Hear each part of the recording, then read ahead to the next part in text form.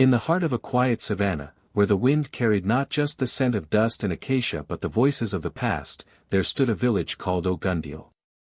Unlike the towns touched by modern concrete or the buzzing of electric poles, Ogundiel lived and breathed through the rhythm of the drum, the memory of the ancestors, and the quiet presence of spirits who walked unseen among the living.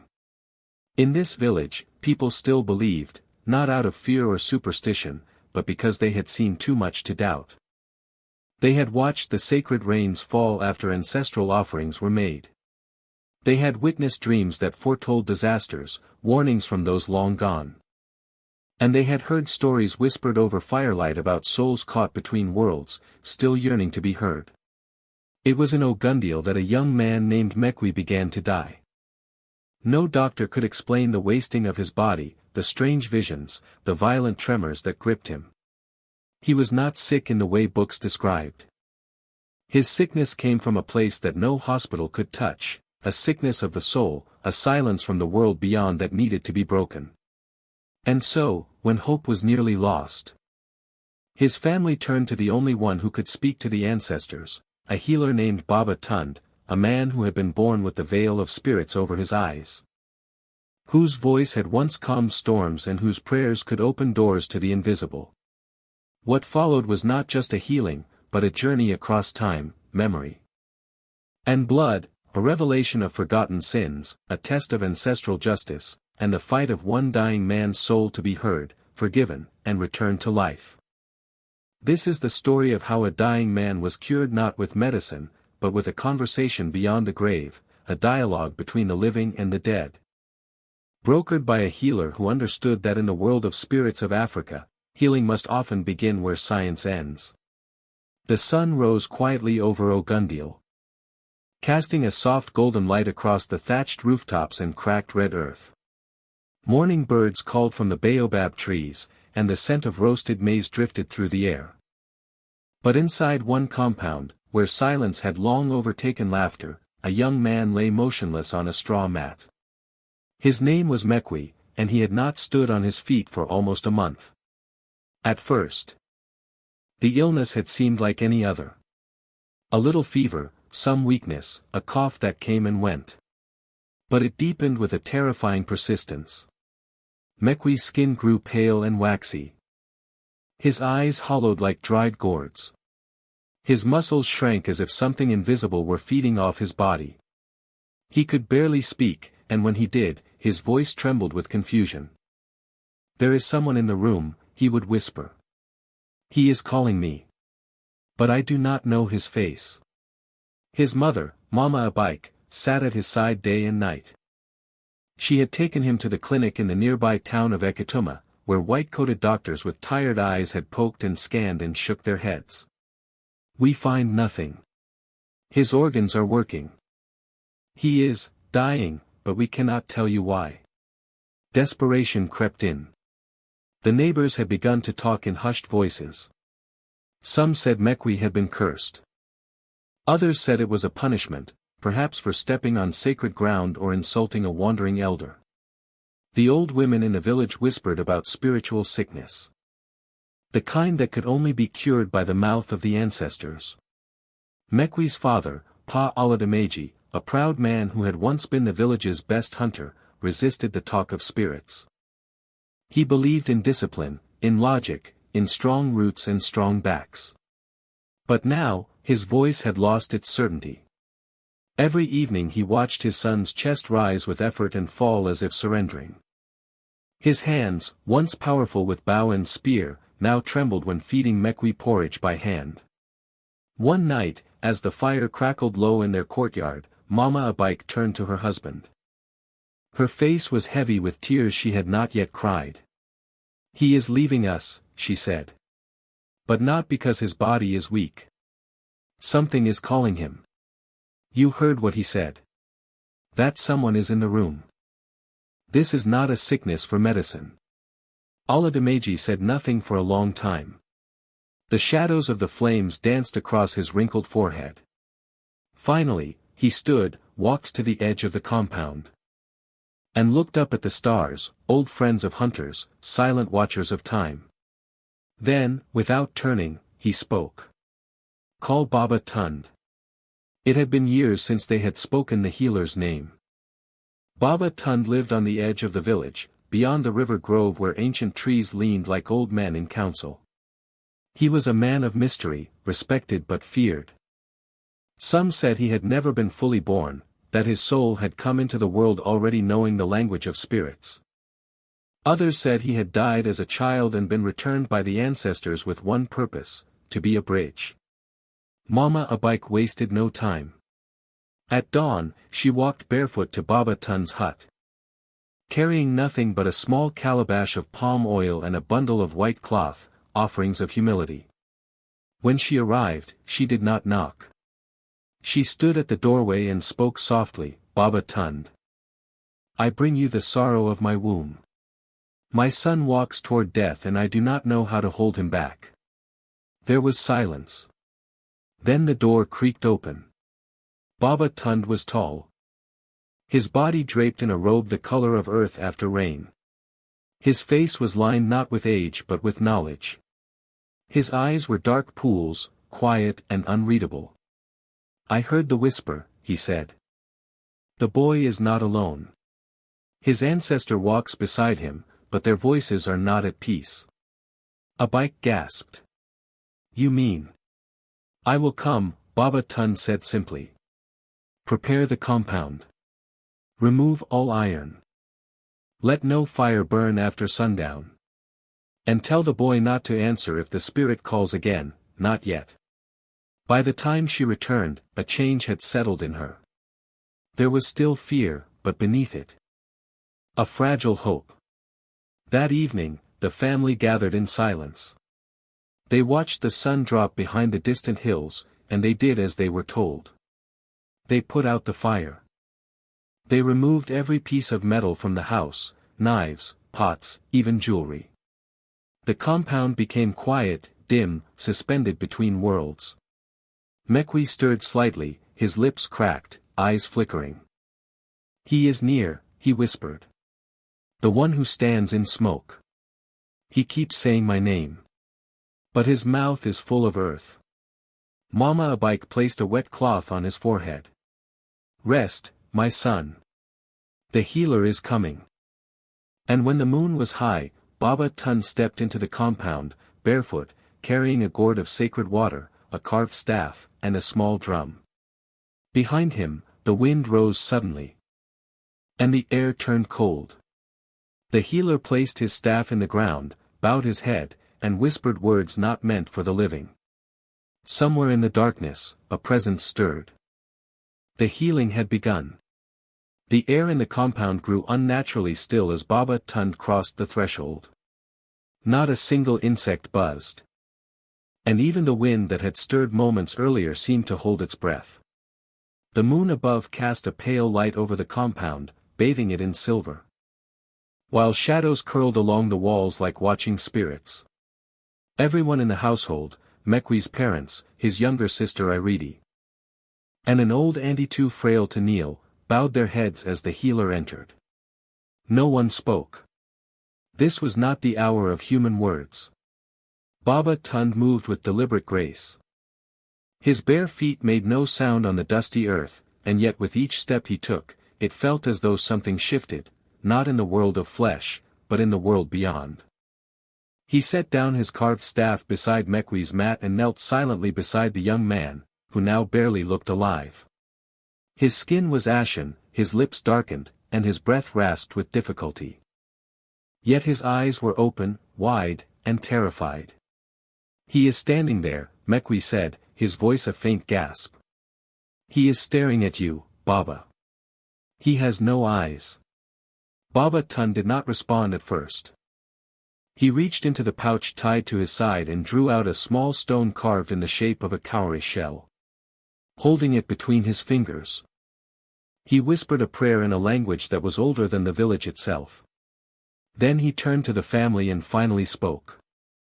No one must speak until I say so. The spirit is strong. He was once honored, but something has gone wrong. He is not at peace, and because of that, he is calling Mekwi to join him. Auntie let out a muffled sob. which Mama Abike quickly silenced with a gentle touch. Baba Tun dipped his fingers into the gourd of sacred water and sprinkled droplets around the perimeter of the compound. As the drops hit the ground, they hissed softly, not as water on hot earth, but like steam meeting an unseen presence. He then began to drum. Not loudly, but with a slow, steady rhythm. Each beat a signal across dimensions. Boom, boom, boom. The drumbeat was not music. It was a language. It called to the ancestors, to the old ones. To the spirits lingering between the veil of life and death. Baba Tund closed his eyes and began to chant in a voice that grew deeper with each word.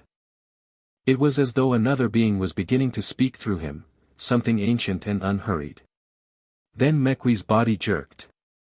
His hands clenched, his back arched, and he let out a long, guttural sound that seemed not his own. His mouth moved, but the voice that came from it was hoarse, angry, and unfamiliar. You left me there. You forgot my name. You walked on my bones without offering a word. Everyone in the compound froze.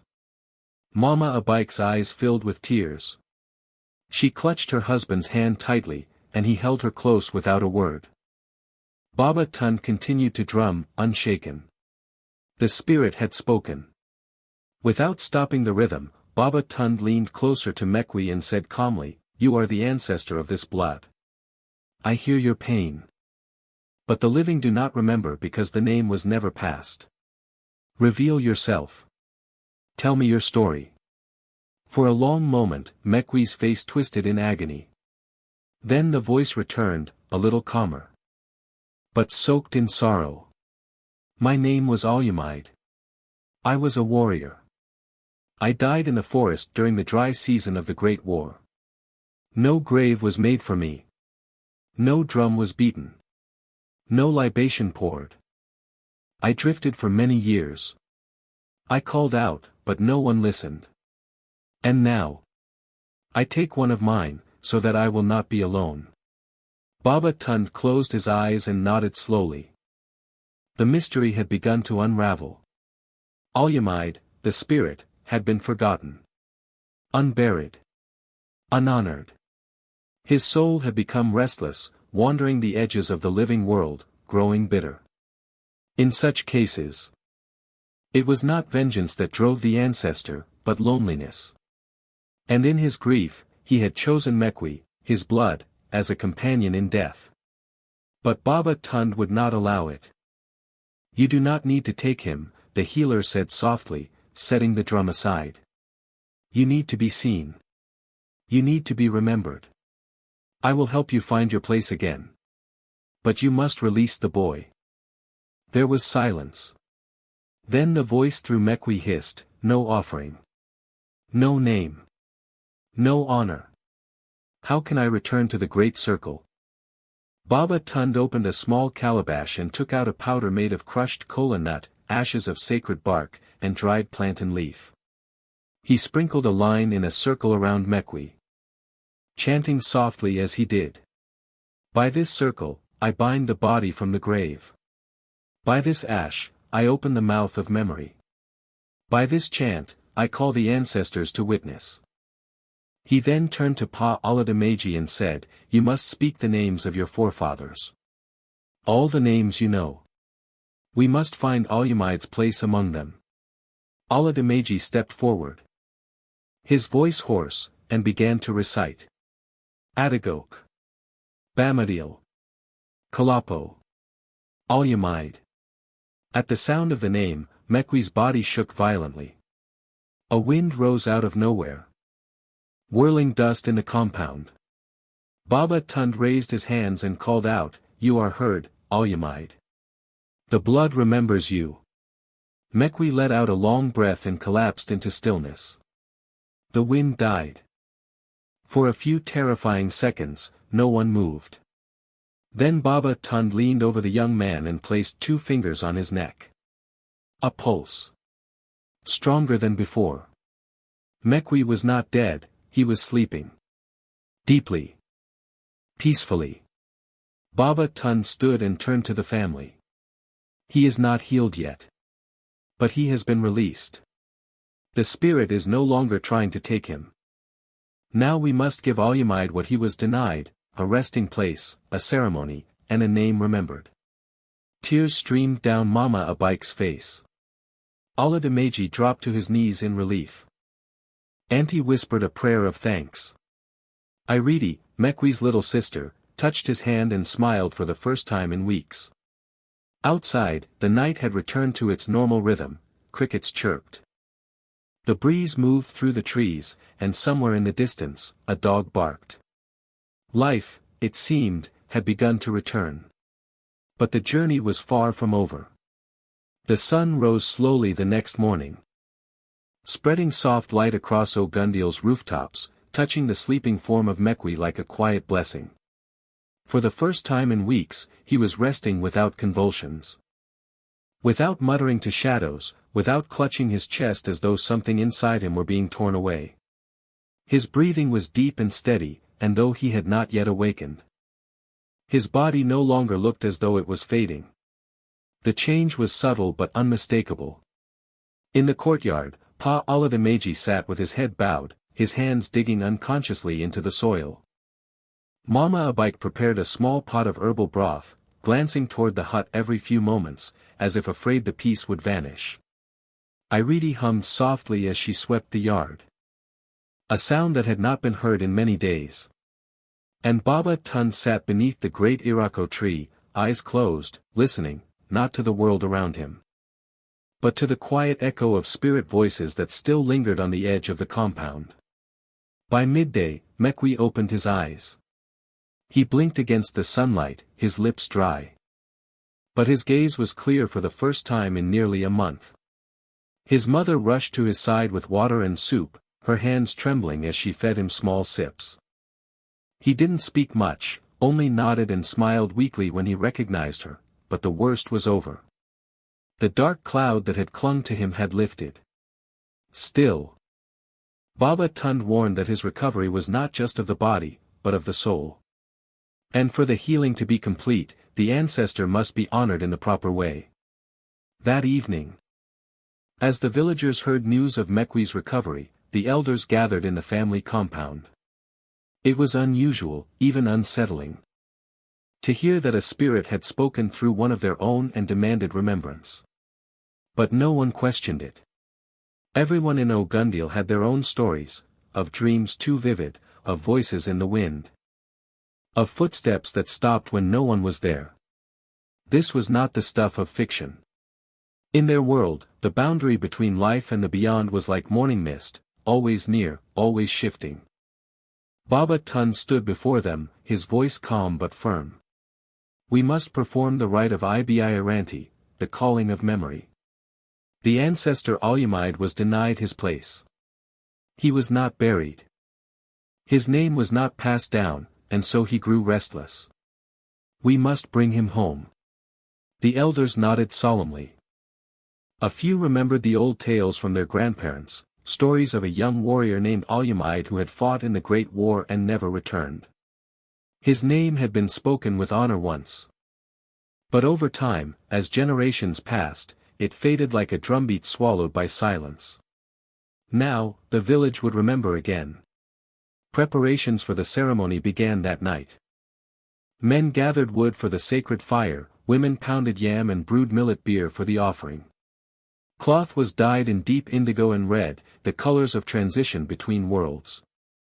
A new shrine was built near the ancestral grove at the village's edge, where the roots of the baobab trees twisted into the earth like the fingers of the dead reaching home. The next evening, under a sky of trembling stars, the village assembled for the ritual. Mekwi, though still weak, was helped to the center of the circle. He wore a white robe and his forehead was marked with chalk, symbols of rebirth and cleansing. Baba Tund led the chants, his staff glowing faintly in the firelight. Drummers began a low rhythm, slow and mournful, as the voices of the villagers rose in song, calling not just Alyamide, but all forgotten ones, inviting them back into memory. Then came the most sacred part. Baba Tund stepped into the center and held up a bowl of water mixed with ash and leaves. He turned to Mekwi. "Will you speak the name?" Mekwi took a shaky breath and nodded. He reached for the bowl, dipped his fingers in, and marked his own chest. "I speak the name of Alumide, son of Bamadil, brother of Kalapo, warrior of the dry season. You are remembered. You are known. You are not alone." A hush fell. Then the wind moved. It did not howl or scream. It whispered, as if sighing in relief. The fire flickered but did not go out. And a faint fragrance, sweet and smoky, drifted through the air, burnt kola nut, the scent of acceptance. The drummers shifted their beat. The morning chant gave way to celebration. The village rejoiced not because a ghost had gone, but because a soul had come home. The next morning, Mekwi woke with strength in his limbs and hunger in his belly. The color had returned to his cheeks. He laughed when he saw Iridi chasing a goat that had escaped the pen. His voice no longer shook when he spoke. The shadows had left his eyes. And though he could remember little of what had happened during the worst of his illness, he recalled one moment with clarity. "I saw a man standing in smoke," he told Baba Tund. "He had no eyes. But when I called his name, he smiled and walked away." The healer nodded. "That was your ancestor. He only wanted to be remembered." Over the following weeks, Mekwi grew stronger. Baba Tund visited often, teaching him small rituals, how to greet the morning with prayer, how to leave offerings of water and oil at the family shrine, how to listen to dreams. For Baba Tund had seen something in Mekwi during the ritual, something he did not reveal to the family yet. Mekwi had been chosen. Not by coincidence, not by mistake. The spirits had reached for him because he had the gift. He had felt the breath of the dead, heard the cry of a forgotten soul, and lived to speak of it. He would never be the same. And perhaps one day, he too would become a healer, not by training alone, but by calling. But for now, he was simply a son returned. A boy who had danced at the edge of death and come back bearing the voice of a warrior lost to time. And far beyond the village, in the sacred place where spirits gather in peace, a man named Alumide finally found rest beneath the stars. The days that followed were filled with quiet joy, the kind that does not boast or shout but nestles deep in the heart like a warm ember. Mekwi had returned from the brink of death, not through medicine, not through science, but through the unseen threads of the ancestral world. The village of Ogundil buzzed with awe and reverence. Not just for the miracle itself, but for the deeper truth it confirmed, that the old ways were not dead, and that the spirits had not turned their backs on the living. Mekwi moved slowly at first, regaining his strength with every sunrise. He helped his father rebuild the broken fence around the goat pen, fetched firewood with Iridi, and accompanied his mother to the market.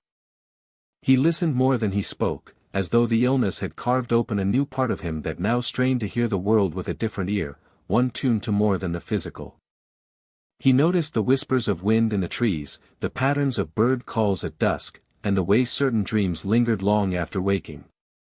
But more than that, he found himself drawn back to Baba Tund's compound, time and again.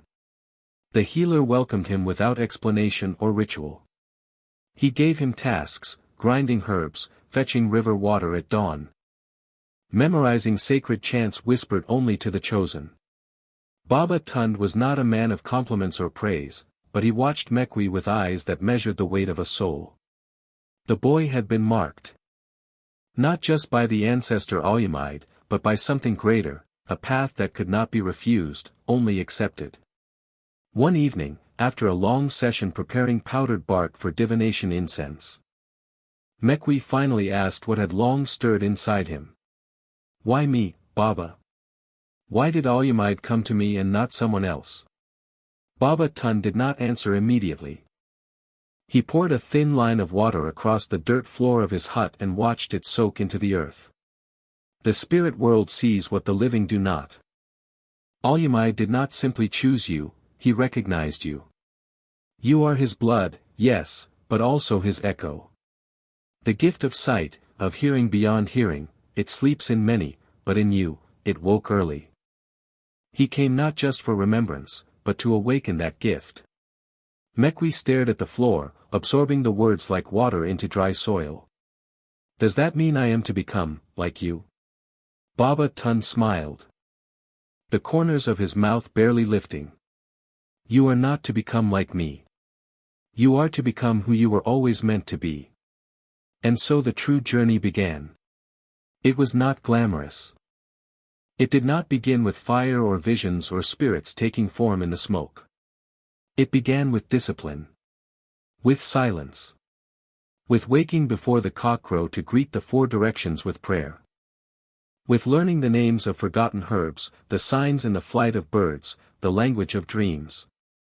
Baba Tund was a demanding teacher, and many times Mekwi returned home with sore feet, aching arms, and a mind stretched to its limit. But something in him grew stronger each day, not his muscles, but his awareness. He began to feel the pulse of the village in a new way. He sensed when someone was burdened by sorrow, even when they smiled. He saw shadows behind people's words. And sometimes, in the stillness of night, he heard faint voices calling from far beyond, whispers of ancestors, fragmented and lost, seeking to be known. The village began to notice. Old women began to greet him with blessings. Children stopped running and stared when he passed. Farmers called him over to interpret their dreams or speak over sick animals. Word spread slowly, as it always did in Ogundil, but it spread. Mekwi, the boy who died and returned, walks the healer's path. But with the gift came burdens. One night, a woman came weeping to Baba Tun's compound, clutching a cloth soaked in blood. Her husband had fallen sick and was seeing visions of a man with fire in his mouth. Baba Tund was away, tending to a birth in a distant hamlet. Mekwi stood at the doorway, the gourd of cleansing water in his hand, his heart pounding. He wanted to run. He was still a boy. Still learning. What if he did the wrong thing? But the woman's eyes held no time for doubt. She had come to the doorway not of a student, but of a vessel. A bridge. A healer. He invited her in. He bathed her husband's feet, lit the incense, spoke the chants he had been taught. He called the name of the man's forefathers, poured libation to the earth, and waited. The room grew cold. The man thrashed and screamed, and then, with a suddenness that stole the air, he fell still. And when he woke, he wept. I saw my grandfather.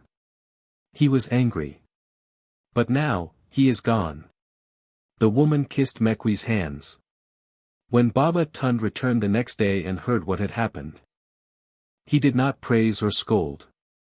He only said, "You did not ask the spirits to trust you. But they did. And now, you must continue." As the moons turned and the rains came and went, Mekwi's reputation grew. But he never sought glory. He still fetched water, still swept the shrine each morning. And every week, without fail, he poured palm oil and colonnade at the small mound where Alyamide's spirit had been anchored, whispering his name like a promise, "You are remembered." Years later, long after Baba Tund passed peacefully into the arms of his ancestors, it was Mekwi who stood before the gathered village in a robe dyed with indigo and ash. He held the carved staff once belonging to his teacher. He spoke in the language of the old spirits. He healed with words, with herbs, and with silence. And though he never called himself a healer, the people did. They called him Aroko Ife, the one who speaks the message of love. But Mekwi knew the truth. He was only a boy who had once been dying. Who had met a forgotten warrior in the veil between worlds, and who had come back, not to live as before, but to live with purpose. And in the sacred grove where the baobabs reached for the sky, where names of the dead were carved in quiet ceremony, the name of Alyamide, warrior of the dry season, now stood etched in stone. Not forgotten. Not lost. But home. Years passed like a steady wind across the savannah, carrying with them the dust of seasons, the memories of voices, and the quiet echoes of footsteps long gone. Ogundiel changed, as all villages do.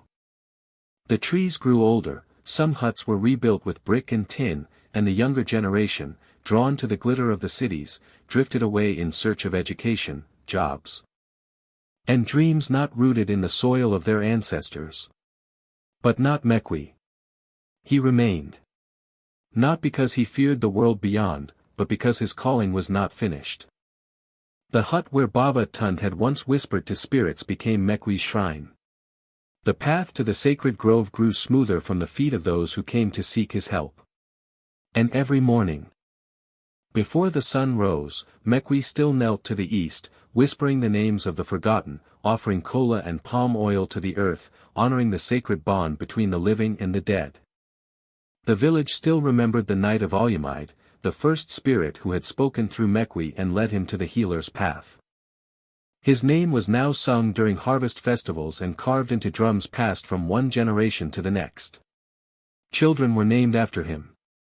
Offerings were made at his shrine. And his story was told beneath the stars by grandmothers who had once wept beside Mekwi's sickbed. But more than memory, something else had begun to awaken in Ogundiel, a return. Return to the sacred, the spiritual, the ancestral. Young men who had scoffed at rituals now came quietly to Mekwi's hut to ask about dreams that would not leave them. Women who had once hidden miscarriages in shame now brought their sorrow to him in calabashes wrapped in white cloth, seeking closure through rites that only the old ways could provide. Even skeptics, those who had once called him lucky or delusional, found themselves drawn to his presence, not because he demanded belief, but because his truth needed no defense. It simply was. One rainy evening, as thunder rolled far off beyond the hills and lightning flickered in the distance, a girl no older than 10 came to his compound, barefoot and drenched, clutching a wooden carving of her grandmother. She had walked alone from a nearby hamlet, guided by a dream in which her grandmother's spirit had told her, "Go to the man who speaks to the silence." When Mekwi opened the door and saw her standing there, shivering but unafraid, he did not ask questions. He brought her inside, wrapped her in dry cloth, lit incense, and sat with her through the night. In the morning, she told him of the dreams, of the songs her grandmother sang to her in sleep, of the pain her mother still carried from a death that had never truly ended. And Mekwi, now older, his beard flecked with gray, listened with the same patient eyes that Baba Tund once wore. He guided the girl through a simple ritual, helped her bury the carving beneath a small mound beside the ancestral grove, and when it was done, she smiled and said, "She's quiet now. She says thank you." The girl's story spread, like so many before it. But to Mekwi, it was not legend. It was just another echo, one of many, that proved what he had always known since the day death brushed his skin and let him live. That the ancestors are never truly gone. They are not trapped in tombs or forgotten in dusty names. They walk with the living. They wait in dreams. They appear in wind, in the rhythm of the drum, in the rustle of leaves just before a storm. They do not ask for worship, only remembrance. And sometimes, when one among the living listens deeply enough, they speak, not with fear, but with guidance, healing, and truth. In the final years of his life, Mekwi became more than healer, he became a vessel, a keeper of lineage. A bridge that many had crossed between despair and deliverance. But he never claimed greatness. When asked how he had done what no doctor could, how he had cured the dying, calmed angry spirits, and revealed hidden truths, he always answered the same. "I do not cure. I only listen." And when his final day came, it did not come with suffering or fear. It came gently, like a breeze through open doors. He lay on his mat beneath the great Irako tree, surrounded by those he had healed, taught, and loved. As his breath grew shallower, he asked that no one weep. Only sing. And as the sun dipped below the hills, they sang him into the arms of his ancestors. A soft wind stirred the trees. Some said they saw a man step out from the shadows to greet him, tall, proud, his face calm and known. Al-Yamid. And then, just like that, Mekwi was gone, but only in body. For in every story told at night, in every drumbeat that called the spirits home, in every whispered prayer before a shrine, his voice remained. An echo that never died.